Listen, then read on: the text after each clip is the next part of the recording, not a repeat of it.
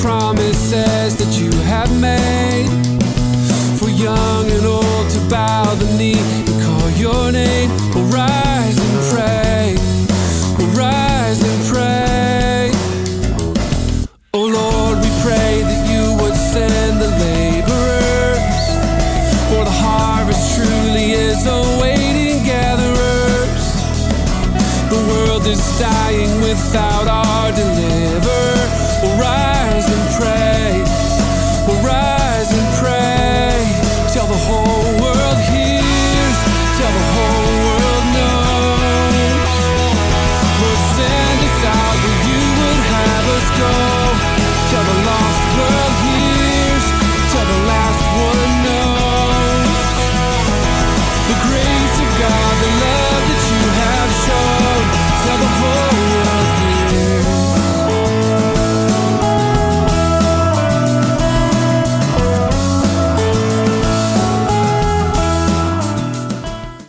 Hello and welcome to the online service. We are very grateful that you're able to join us today.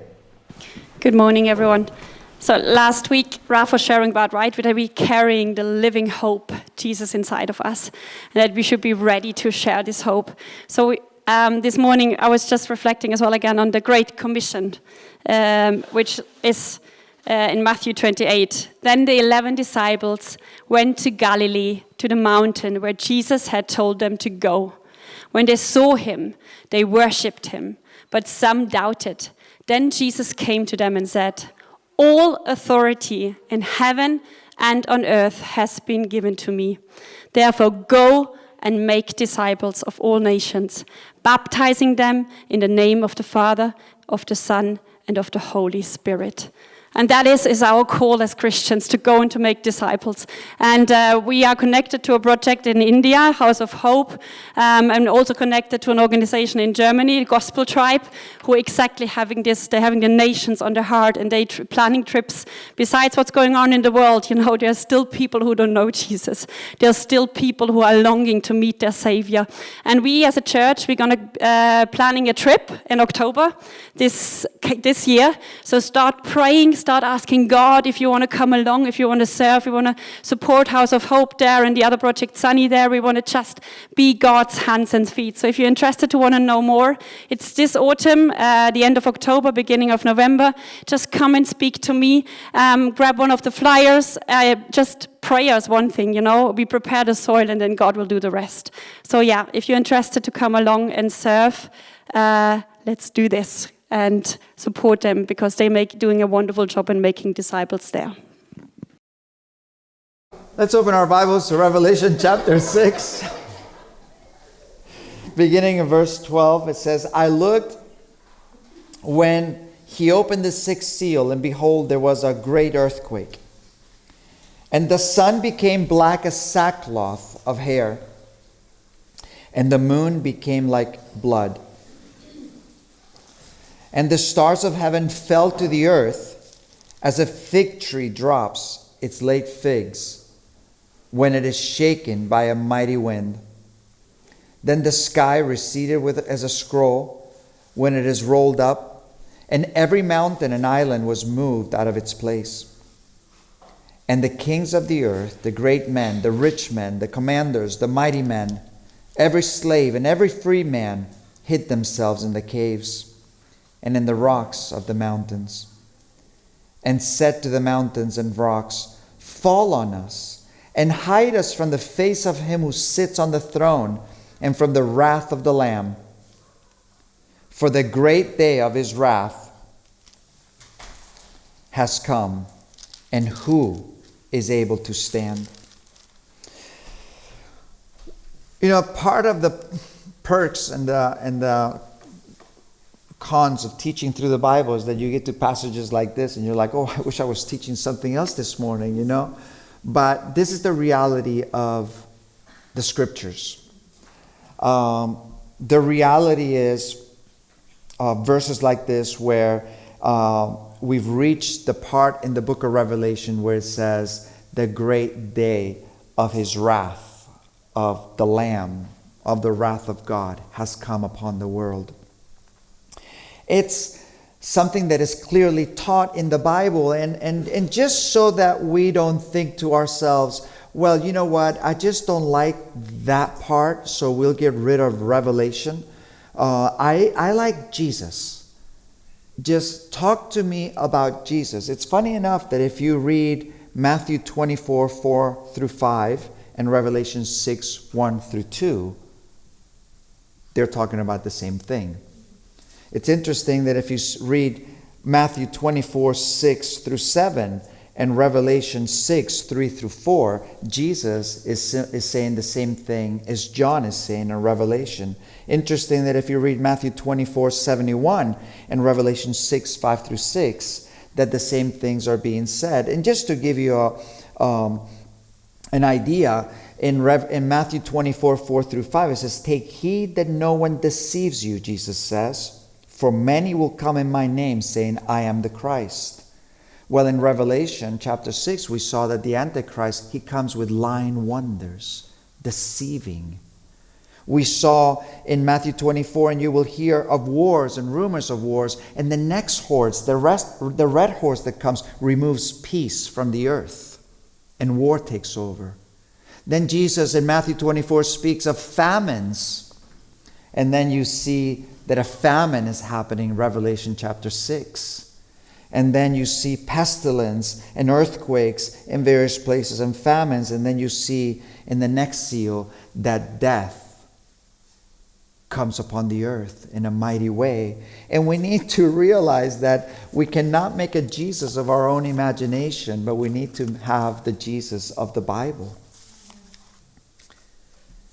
And here in Revelation chapter 6, we find ourselves with interesting enough to me, it's the passive judgment of God.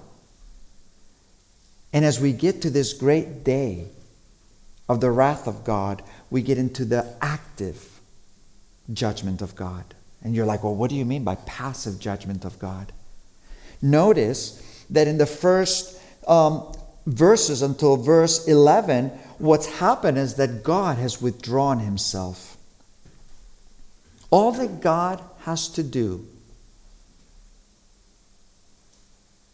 in the world, for the world to go into chaos, is to withdraw himself. To leave us to ourselves. It's kind of like if you're in the nursery and you want to see chaos, just leave the kids to themselves. You know, the kids need guidance. They need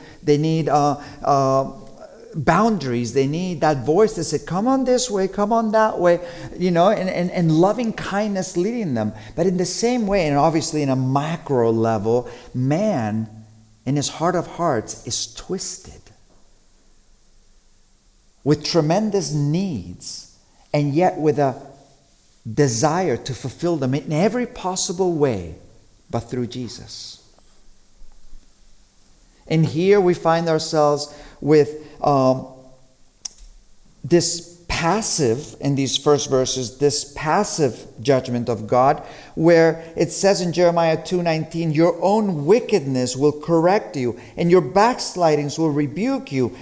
Know therefore and see that it is an evil and bitter thing that you have forsaken the Lord your God, and the fear of me is not in you. Leave man to themselves. Withdraw that conscience, that pressure, that desire within that God puts into us to do good. And see, it's interesting, in the United States, there's more crime and kids shooting one another and all kinds of stuff going on in the United States. And of course, the reason cannot be that they've taken the prayer and Bible out of the schools. You know, and it's like you keep pushing God out. You keep pushing God out. You keep pushing God out. And what we end up doing is what Jeremiah says, your own sins will rebuke you. You will reap the consequences of pursuing a life without God. But here we have the great day of his wrath has come. Not the final, but definitely is the beginning of God undertaking to take direct intervention upon the earth.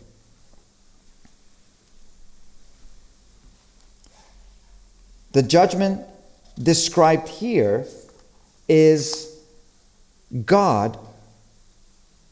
It originates with God acting himself and beginning to pour judgment upon the earth. Now, my goodness, then somebody might be sitting here is like, well, can we please talk about something else? I really came to church today to be encouraged.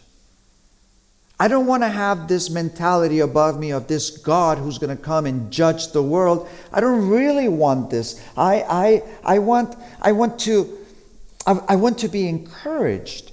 But it's interesting enough to me that when we watch movies, we always want justice to be done, judgment to be made. Take, for example, the Count of Monte Cristo. I mean, here this guy is in love, and he's got his best friend, and his best friend betrays him, and then he gets exiled to an island prison, and the guy ends up marrying the girl that he was about to marry. And as he's sitting in prison and he's learning and he's reading literature and he's learning how to fight, and there on the wall of his prison cell was these words, God will give me justice. And then it goes to this whole scheme of how he finds a treasure through the guy that he had been in prison with, and he becomes the Count of Monte Cristo, and he develops this plan to bring justice. And we watch that movie, and my goodness, if it doesn't go the way it's supposed to go, we get upset. We want justice to be done. Take the movie Taken. If you guys haven't watched it, it's an amazing movie about the sex trade. It's this man who's divorced, and he's got shared custody with his daughter. For his daughter, with his wife.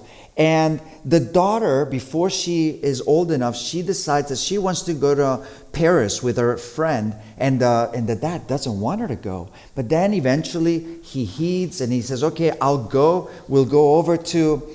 you go over to Paris, but take a phone. If anything happens, you let me know. And then so the girls go, and as soon as they get to the airport, they meet this stranger, says, hey, why don't we share a cab? And they share a cab, and they're driving to the hotel or to their apartment where they're going to stay in, and the guy goes his way, but the guy's marked out who they are, where they're staying, what they're doing, and next thing you know, he gets these Albanian gang, this Albanian mafia, to come and kidnap these girls, and they take them in order to sell them as trophies or as sex toys for these wealthy underground people, and this underground trade. And so the dad, when she's taken, he calls her phone, and the kidnapper picks up the phone, and he hears him breathing, and the father says, give me my daughter back. He says, I have a particular kind of skills. He was like a special agent.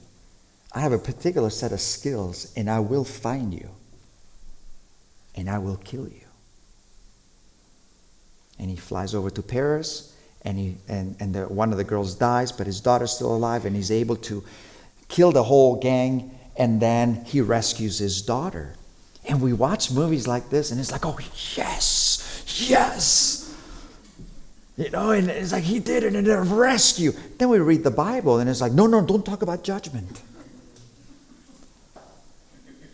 You know, but in reality, in these movies, what's happening is right is being done. Wrongs are being made right.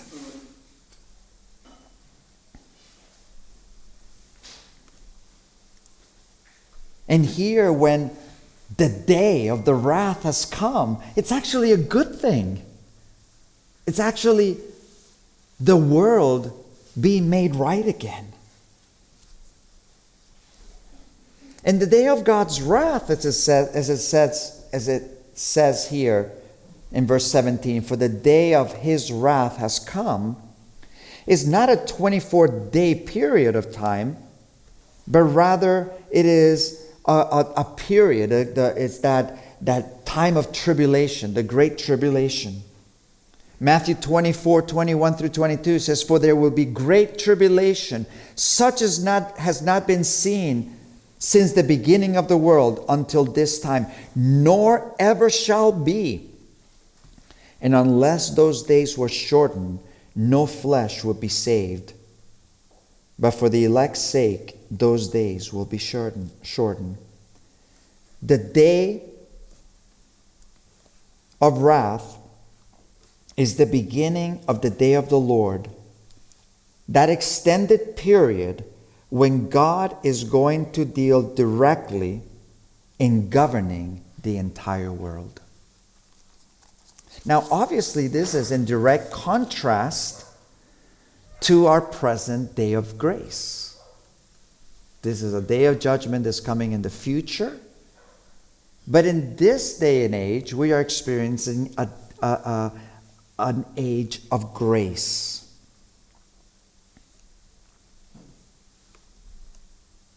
In every age, people have been saved through grace. But in this particular age, the grace, since Jesus poured his Spirit and began the church, the grace has been supreme.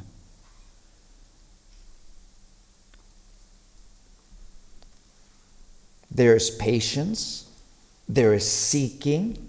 Think about where the Lord found you. Think about the conviction of the heart when we were made to see, oh my goodness, how much we need Him. Think of the love that has been shed into our hearts. Think about the love that was demonstrated to us even while we walked as His enemies. Tremendous grace. Think about the wrongs you've done against Him, the wrongs you've done against others, the wrongs you've done against yourself, and yet the patience that God endured with us. Think about the times that He has helped us, helped you. And the temptation in humanity is to think, well, where is the promise of His coming? Everything goes on like it always went. And the temptation is to sort of develop the mentality, well, there must be no God because at the end of the day, there's no consequences to anything. And Peter, dealing with people who are scoffers, people who are mockers, people who say, oh, look at this great season that we're enjoying. Everything's going the way it's supposed to go. Nothing bad happens. I mean, look at the peace we're enjoying. Look at the fortitude we're enjoying. We are indestructible. It is these people that can actually look at the believer and says, where's the promise of His coming? Everything goes on like it used to go. I mean, nothing's changed. Everything goes just fine according to plan, according to our plan. And Peter says, these people don't know that the Lord is not slack concerning His promise, as some count slackness, but He's actually long-suffering toward us. He's actually patient, not willing that any should perish, but that man should come to the knowledge of Him. Now, just in passing, I didn't say this in the first service, but I mean, think about this. If God is patient not wanting any to perish, but all to come to the knowledge of Him, what do you think our task as the church is? Do you think that our task as the church is to set everybody straight? Or do you think that our task as the church is maybe to share who Jesus is? Because ultimately what He wants is none to perish, but all to come to the knowledge of Him. And right now, no matter who it is that we're talking to, we need to realize that it is not in our hands. It's not even in our... It's not for us to judge. Right now, it's for us to share. Realizing that it's a season of grace. God is saving people. And let Him deal with them as people harden their hearts, as people suppress the truth. One day in the history of the world, as well as the history of every man, a day comes where God says, okay, you want it your way? Have it your way. Just go your way.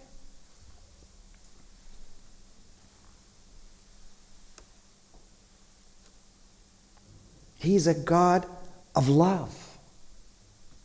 We are experiencing the greatest season of love that you could ever imagine.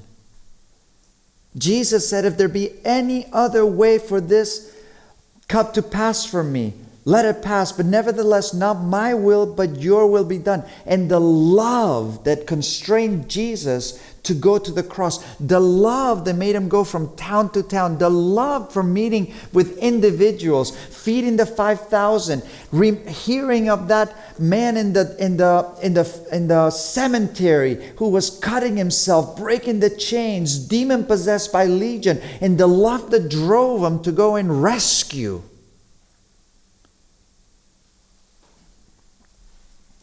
We live in a tremendous season of grace.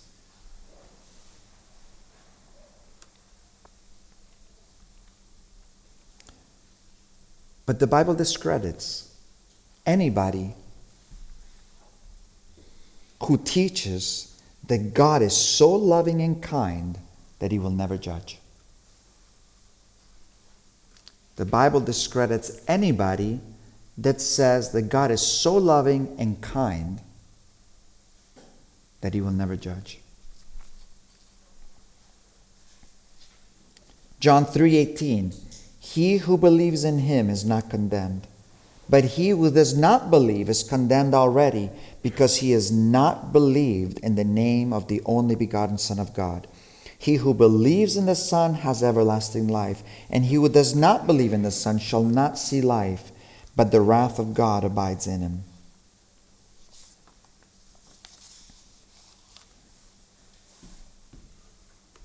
There is a book written quite a few years ago, probably about 10 years ago, by a man called Rob Bell, and it's called Love Wins. And a lot of people were reading it at the time, and ultimately it was an old theological argument brought to the present, which in essence was love wins. God ultimately will save everybody. And he shares as a pastor his struggle, and he shares how he would see this woman who was she was a single mom, and she was a hard worker, and all her life was given to just honesty and raising her one child. And then he asked the penetrating question, do you really think that God would judge that single mom? It's penetrating, isn't it? And in our sense of love and grace, we were like, oh no, that can't possibly be.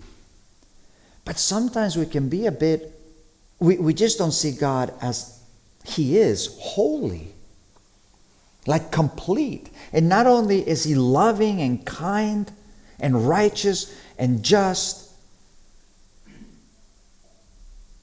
but there's a sense where there's punishment. And I remember writing in the book, did she receive the salvation that Jesus offered? At the end of the day, that's the question. We are in the Titanic. This world is the Titanic. And do you remember what they were doing in the Titanic? They thought that the Titanic was unsinkable. And when the Titanic hit an iceberg and it ripped, because the Titanic had different compartments of air beneath. So they thought it's unsinkable because if you hit one compartment, it still has other compartments full of air that would keep it floating. But this iceberg hit it from the side and began to cut 1, 2, 3 until these chambers began to fill with water. And the captain actually said, just keep the music playing. Keep the music playing. And everybody was eating and everybody was drinking and just having fun. But the ship was sinking.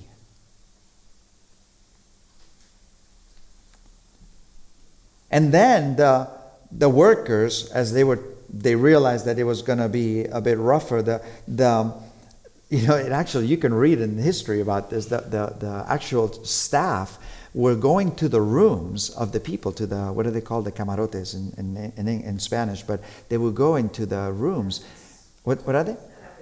Cabins, that's it. And they would go to the cabins and knock, and they were so polite, because they were so polite about telling them that the boat was sinking, that no one believed that the boat was sinking. And then when the captain realized this thing is going down, and it's going down fast, he told the musicians, play a hymn. And they played, Near, My God, to Thee. Now, back to this single mom. The problem is this world is sinking. Every human being has a broken heart, a distorted heart, a messed up heart. And what we need is to be rescued. Now let's say this. The Titanic sinks. Here's a life vest. Here's one of those rings. Grab it. No, I don't want it. Okay, here's a lifeboat. Get on it. No, I don't want to get on it. Then who is to blame?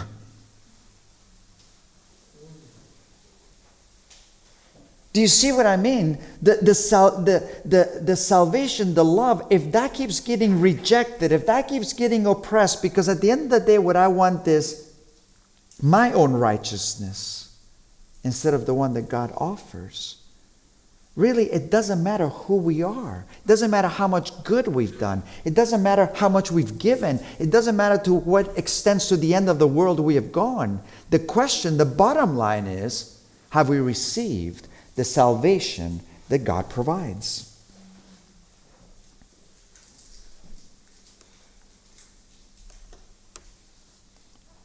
And though in today's world people are reluctant to believe that there will be a day of reckoning, there will be a day of judgment, it is clearly what the Bible teaches.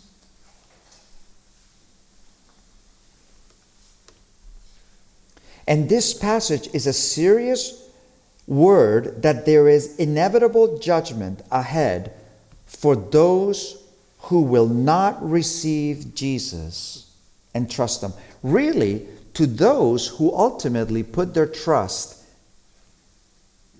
in this system as opposed to the system of Jesus. Right? So, honestly, I think we live in the best times to illustrate this. January last year, we were in Austria, and we heard about this virus. And next thing you know, we went to our hotel, and there was about 100 Chinese with masks, and we're like, ooh. And then we thought, okay, that's dangerous, but of course that they're going to go, and then we'll be okay, And then we ended up in Mallorca, and they've just been showing on TV the epidemic guy that speaks in Spanish TV, he said, we might have one case or one little thing going on here, but it will not affect us any further than that. I mean, I was shocked when I heard Palma Airport shut down. Do you remember that?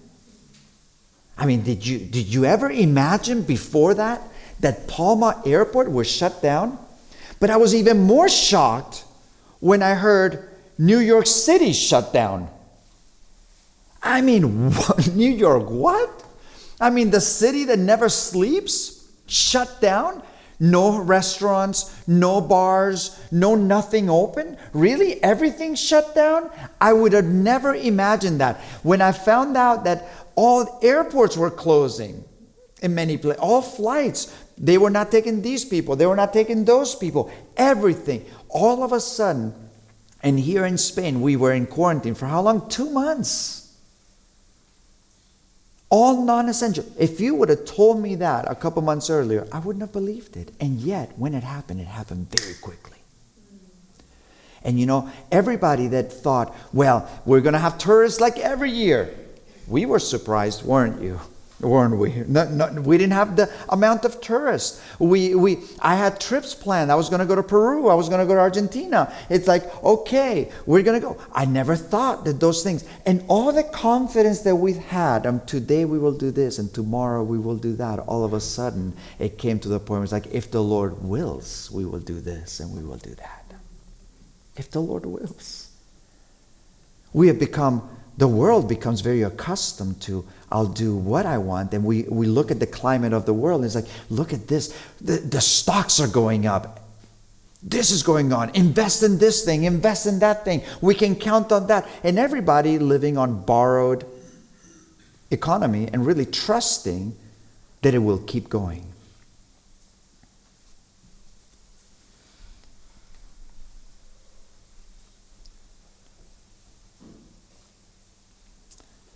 We have been given so much stability in the world, and I believe it is a gift of God. And there are traces of the insecurities that can come at any moment. And those gentle insecurities, the pandemic, an earthquake. You know, in Granada they had 1,000 earthquakes just recently. I mean, it was just, I don't know if it was 1,000. It was a lot of them. It was a lot. People were going, you know what they were doing? They were leaving their houses, sleeping in the car. They kept telling the people, the best place you can be is in the house. People were like, no, it isn't, you know, and they just went to their cars and they slept in their cars next to each other out of fear. And I believe that these things that are happening is the gentle reminder of God that we are not to rely on ourselves, but in God who raises the dead. The Jesus Storybook Bible puts it like this about Babylon and ancient Babylon. But remember, when we read the book of Revelation, we're reaching into modern Babylon. And it says this. One day, everyone was talking and they came up with an idea. Let's build ourselves a beautiful city to live in. It can be our home and we'll be safe forever and ever. And then they had another idea. Let's build a really tall tower to reach up to heaven. Yes, they said, we'll say, look at us up here. And everyone will look up at us. And we'll look down on them. And then they'll know that we are something. We'll be like God. Look, they cheered. We're the ones. See what we can do with our very own hands. And they were quite pleased with themselves. But God wasn't pleased with them. God could see what they were doing. Isn't that amazing? But God wasn't very pleased with them. God could see what they were doing. They were trying to live without Him. But God knew that wouldn't make them happy or safe or anything. If they kept on like this, they would only destroy themselves, the passive judgment. And God loved them too much to let that happen. So he stopped their plans. The active judgment of God. To get them to look up. To get them to see their frailty. To get them to trust and believe in the only one that can actually save. Now, what happens on this, this happens in our lives in a micro level, and it happens in the world on a macro level, So, for example, sometimes we can kind of become quite self-confident, and all of a sudden there's just a little, we think our lives are just so steady, so amazing, and we just kind of, like, well, God is there, that's all right, but then all of a sudden our lives get shaken. Things did not go the way we thought. Financially might not be good. Maybe we get a diagnosis. Maybe a loved one. Maybe something happens. Which is just the results of this world, but it's almost like a withdrawing from God, and it gets us to a place where we're calling and crying out to Him. And the very cry of our heart is, I need you, Lord. Oh, how I need you. And this happens on a macro level here, the earth, the sky, man's sinfulness. And they're like, fall on us to the rocks. Hide us from the face of Him who sits on the throne. And there was one,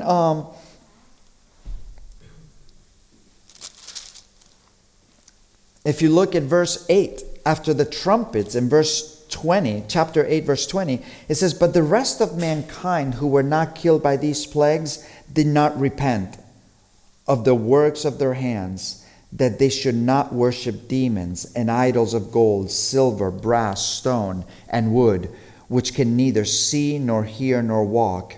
Listen to this.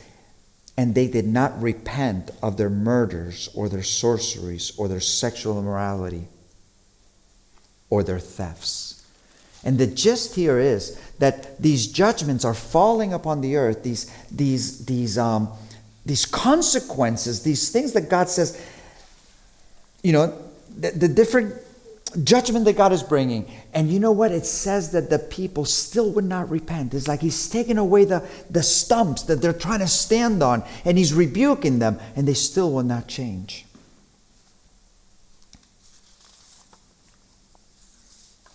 But what a wonderful promise we have.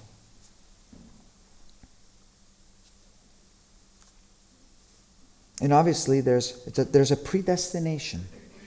We saw this a couple weeks ago. There's a predestination. Man is predestined to two destinies. Very clear destinies. One, to the wasteland of the universe, Gehenna.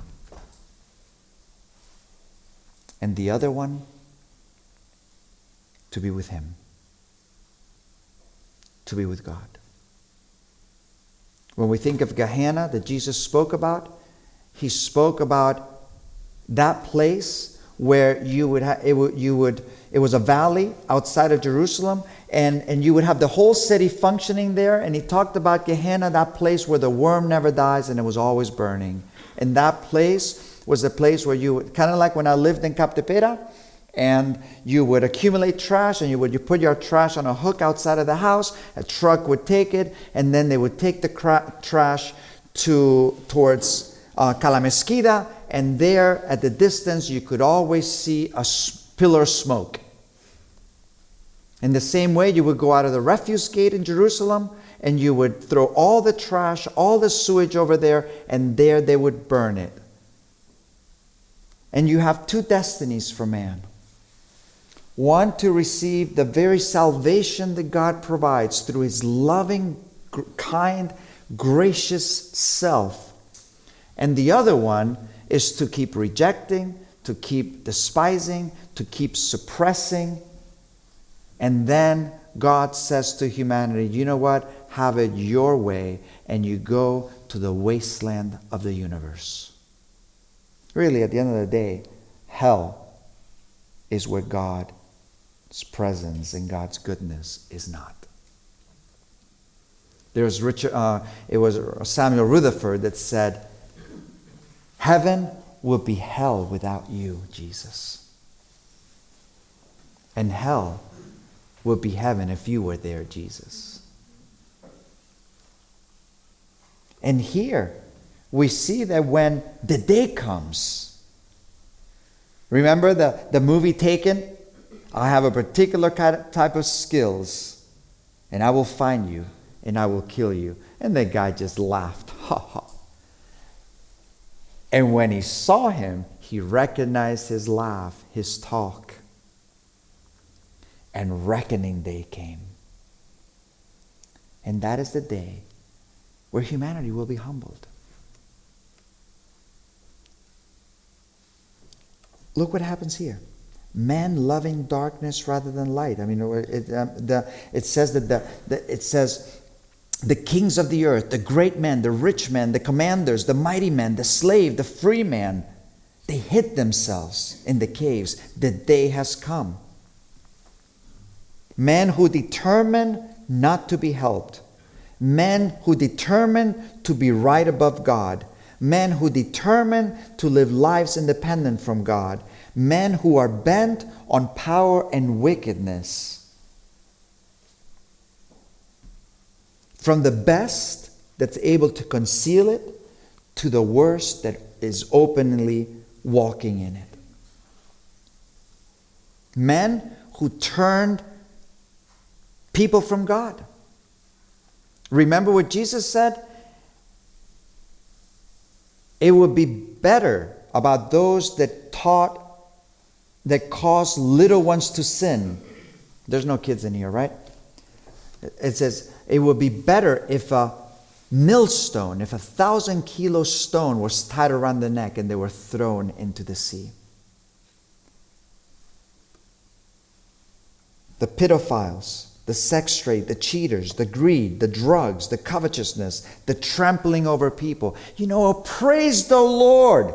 Thank God that we can look at the book of Revelation and say, one day God will judge the world in righteousness through the person of Jesus. What better judge do you want?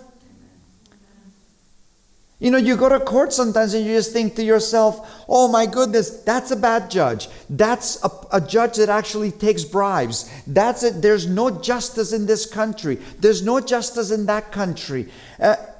Not in that day. In that day, we will have the perfect judge. He who loved unto the end. He who said from the cross, forgive them, for they know not what they do. And no one will be able to stand. Thank God. You know what? In the news yesterday, it shocked Loretta. I had already heard it. But you know what? There is a case being brought out of in France at the moment. I'm sure it's going on all over the world. It's just happening in France that it's been discovered. Cases, not of pedophilia, but even worse than that. Incest. Parents raping their own children.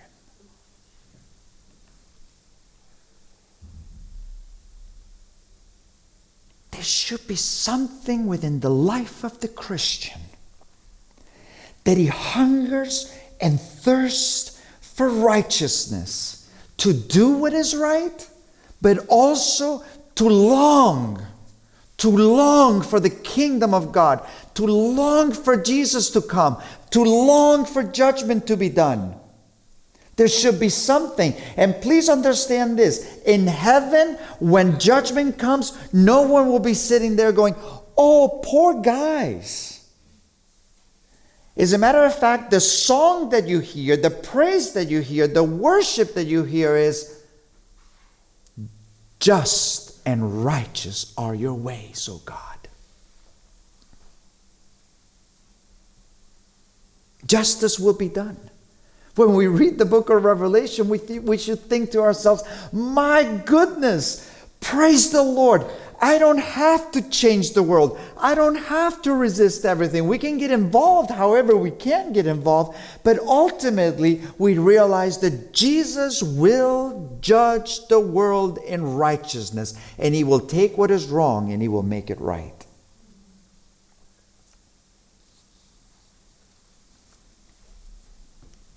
But what should our attitude be in the meantime? As we long for this, our attitude in the meantime is to realize that God has no pleasure in the death of the wicked. God wants to save. God desires none to perish, but all to come to the knowledge of God. So no matter who it is, we have the great privilege at the moment not to go as judges, but to go as ambassadors that are able to go to people and say, be reconciled to God. And this is where it all happens. This is where the balance of our life, the attitude of our life can be balanced. You will never be able to say, forgive them for they know not what they do, unless you realize that there's a day coming that's going to be very serious. Jesus didn't say, oh, forgive them for they know not what they do, because there's nothing coming. Jesus said that because He realized that a time of judgment was coming.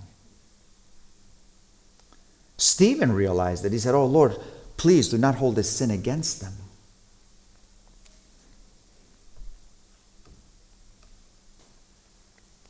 There is a book that you could read. I don't know if he became a Christian in the end, but a man who wrote over 40 books against the existence of God. Anthony Flew, the biggest atheist. He's the foundation for all the atheism now. He was everybody's hero. The title is, There is no God, and the no is scratched out, and it says, there is a God. At the end of his life, this man who had lived against God, like Saul of Tarsus, like you and me, not the whole life, but like at one point or another was like, oh my goodness. And it says, how the world's most notorious atheist changed his mind. So we need to have that tension in our life. Have that hope that God will make the world right, and that means dealing with the wrong. But the tension is that we live in this world to be able to give the good news that people are being sought by God. That God wants to reconcile their lives to Him. That He wants to make them children. That He wants to clear their slate. That He wants to redeem them, change their heart, mind, and will. So that they don't have to experience that day.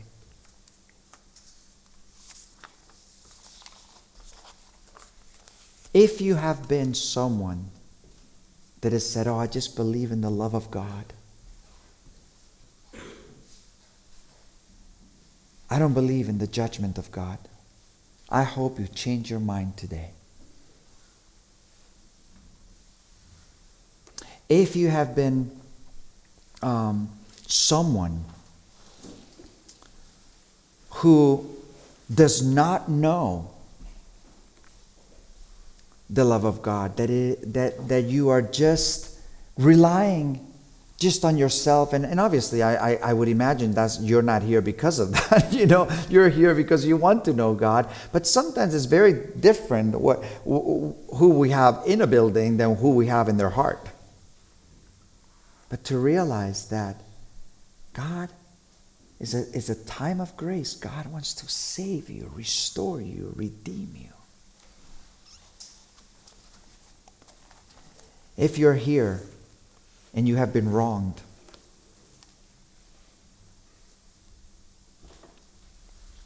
maybe unspeakable things said about you, unspeakable things done to you, you have an angry, bitter, vengeful heart, to be able to realize, you know what? It's not for you to fight that battle. God will deal with that.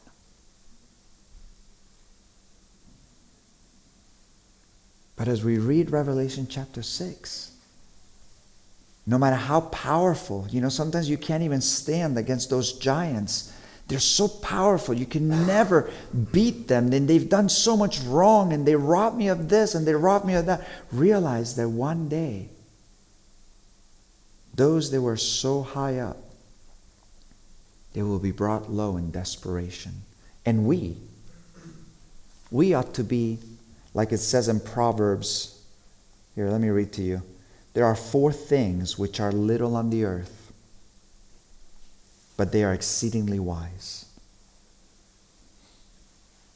The ants are a people not strong, and yet prepare their food in the summer. And the rock badgers, they are a feeble folk, but they make their homes in the cracks of the rocks.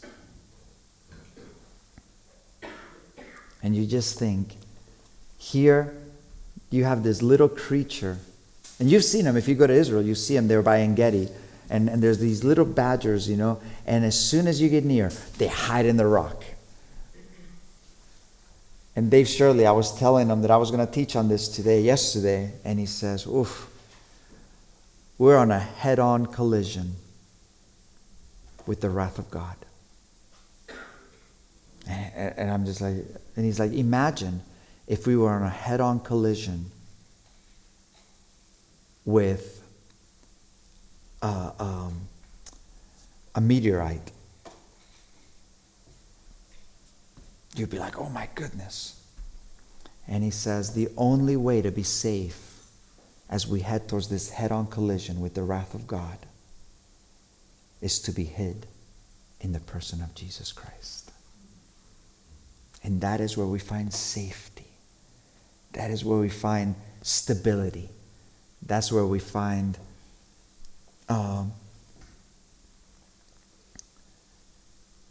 that propitiation, that propitiatory, what is it called? The shield, Loretta? It's propitiation, is that when the space shuttle comes back to Earth, it's got a propitiation shield. And as it comes into the atmosphere begins to burn it and burn it and burn it and burn it and burn it and burn it and burn it. And then it goes through the atmosphere and it comes to the earth. And by the end of it, the thing is that thin. And it was that thick. And it's being in Christ that protects us.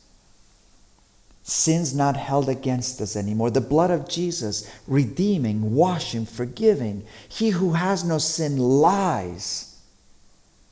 But he who confesses his sin to God, God is just and righteous to forgive and to cleanse. I mean, it's one thing to forgive, it's another thing to cleanse from all unrighteousness. What a great privilege we have to be hid in Christ.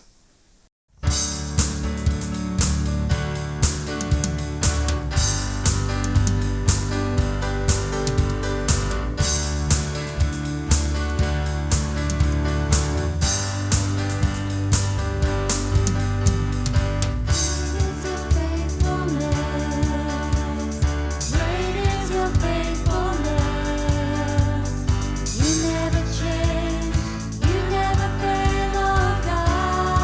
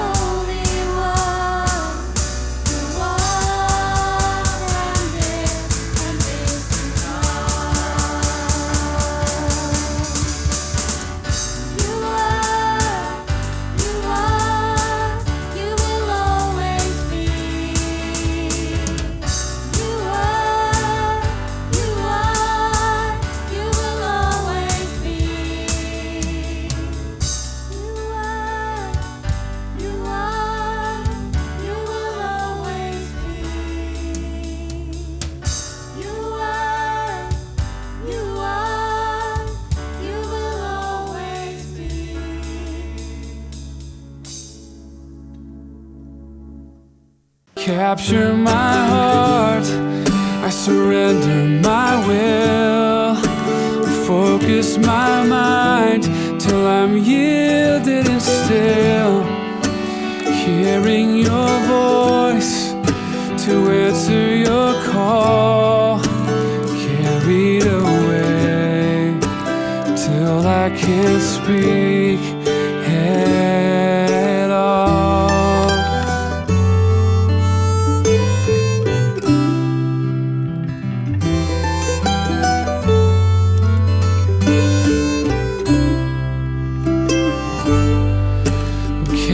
Captivated with your love for me. And I'm motivated as you set me free.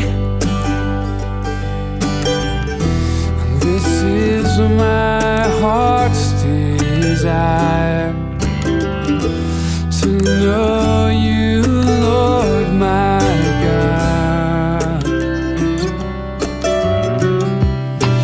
Capture my heart, I surrender my will.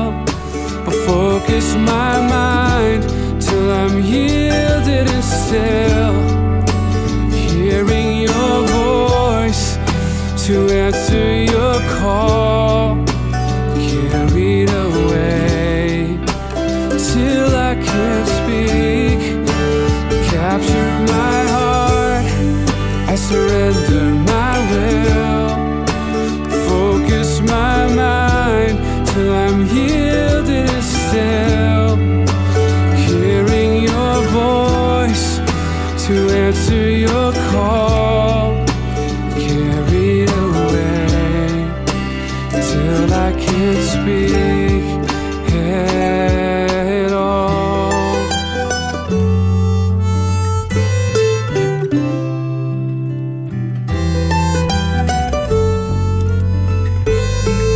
Till I can't speak at all. Carry me away.